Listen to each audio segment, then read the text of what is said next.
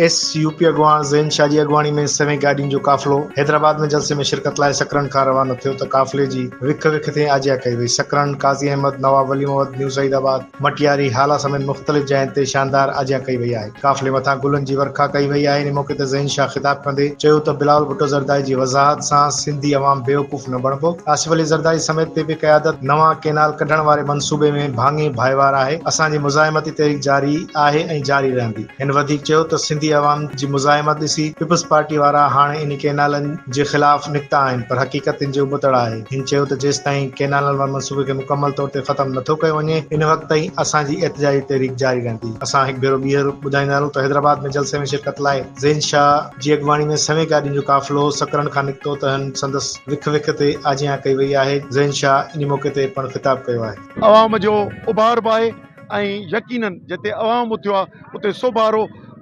यकीन आहे।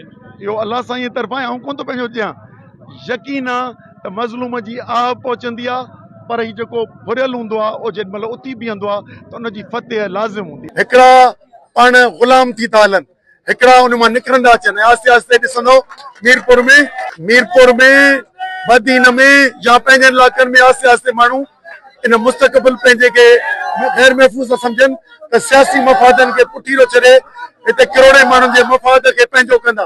उन करे जेको तव्हांजो सुवालु आहे इन में थोरो फ़र्क़ु आहे, पर कुझु ॾींहंनि में इहो तव्हांखे रोज़ो टुटल ॾिसणो, पर हींअर काफ़ी तइदाद में अचणु शुरू करे छॾियो अथनि। इहो पिटे बलदियाती निज़ाम बि उन्हनि मोकिलियो कोर्ट, उनखे असां एंट्री मिली। वरी ॿियो भेरो सीट में खपे त वरी ख़िदमत पेश कबी न।